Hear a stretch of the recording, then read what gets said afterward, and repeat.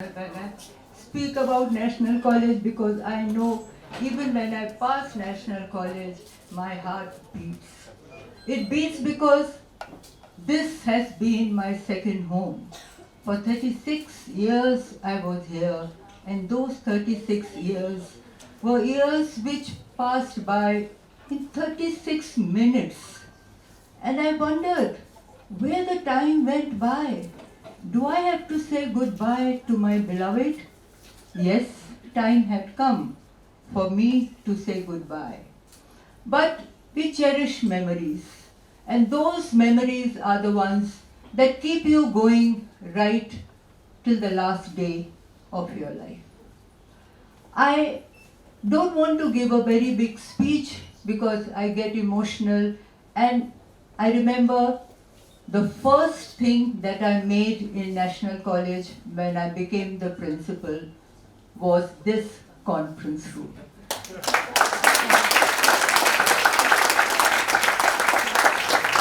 And it was such a delight for us because all the staff and the students used to get very irritated because we had to go to MMK College and with folded hands ask Principal Daryani to give his conference room, and 110 things Daryani used to tell us, Madam, nahi hai, abhi ye hai. And I swore, because I was vice principal when I used to go there. And I swore, and I told Niranjan also, when I become the principal, first thing I want revenge on Principal Daryani. I want to make a conference room much better than his, and believe it or not, it was. And it was very satisfying that people were hiring our conference room and were rejecting MMK College conference room. So with that note, I would like to really thank all my ex-students, my ex-staff members, teaching and non-teaching, whom I hold very dear to my heart, all my friends who have come over here in spite of their busy schedules, and also the current staff who was also with me, and many of them were not with me, appointed later on, but I would like to thank them because they are an enthusiastic lot. When they asked me for a run-through of this program and I came in. Soon the Advani bungalow had new occupants, the Khans from Lucknow, Muhajirs.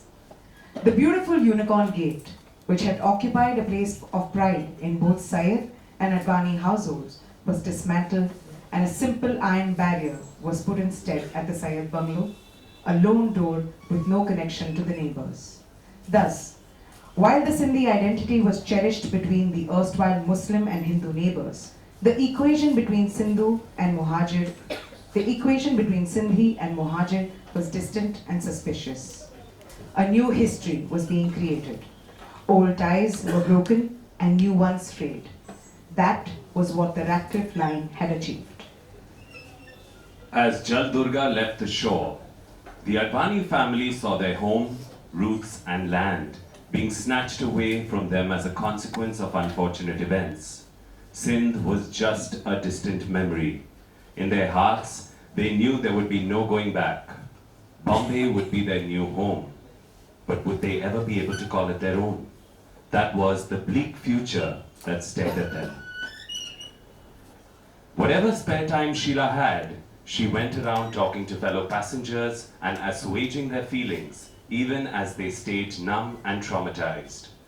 Though she could not meet many people due to the paucity of time, the ordeal of 3 families she met left her completely shaken. They were from different regions. While the Sharma family was from Larkana, the Gidwanis were from Hyderabad, and the Nagpals from Shikrapur. The Sharmas were a big family of 4 sons and 2 daughters. The head of the family was Basarmal. His wife was Sarla. Sarla was accompanied by 2 of her sons, Deepak and Suraj. It was a broken family. and as the two daughters and the older sons had left for India a couple of months earlier. Sheila was intrigued and asked, Sarla Bhabi, where's your husband and why did part of the family leave while you stayed back? With tears in her eyes, but with utmost composure, the lady willingly shared her ordeal. We are from Larkana. My husband was a priest who performed puja and rituals for many families on different occasions. On October 3rd, that was a black day for us. My husband was performing the morning prayers and pouring water on the shivling when a mob came rushing towards the temple with lathis and stones shouting, Allahu Akbar and Kafir Komaro. And before he could react, the mob showered heavy blows and lathis on him. His skull cracked and She broke down and sobbed uncontrollably. It was as if the floodgates of bottled up emotions had been opened. Sheila hugged her tightly and let her cry in her embrace. Purushottam Gidwani was a sessions judge in Hyderabad, a man of integrity who was known for his clarity and sharp intellect. Kamala Gidwani was the eldest daughter, a few years older than Sheila, who was traveling with her 70-year-old grandmother, Sati, 50-year-old caretaker, Kaushalya, and 10-year-old Rani, her sister. Sheila befriended her by offering her yummy koki and pickle. A traditional Sindhi dish was a great way to start a conversation. Hello, I'm Sheila Advani. We have brought a lot of cookies for the journey. Would you like some? Did I hear the word Koki or am I dreaming? The grandmother shouted from a distance. Yes, Amma, you heard right. This kind lady has offered us some. Amma's eyes lit up. She greedily accepted the koki and while munching, she started talking incoherently about everything possible under the sun, all connected with their banishment from their beloved Sindh. Kamala joined Sheila and they got chatting about their lives. Kamala told Sheila of the tragedy that had befallen the family. Two Pathans who were acquainted with us told us they had overheard some people talking about the Judge Sahib. They were apparently plotting revenge on my father because he had given an adverse judgment against some people and sent them to jail.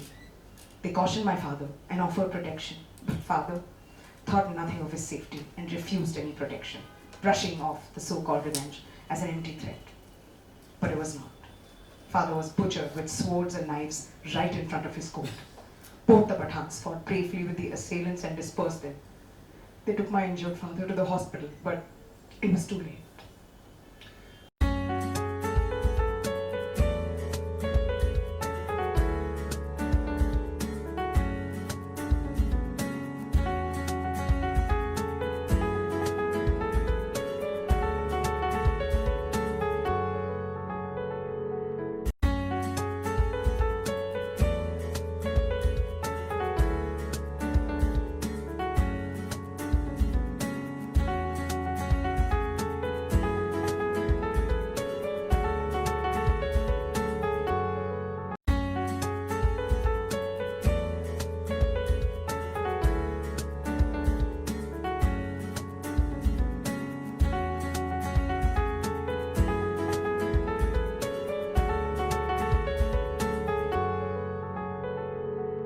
Read unbelievable, actually believed that I was a part of it. And when Mana said that I had to come here, Dr. Anand, of course I was excited because it's a beautiful moment in your family's life and I was going to be a part of it, but I didn't know what I was going to say. I said, all literate people, professors, what am I going to say? Vikram and me would probably go release a music of a film and walk out, but I didn't know what to say.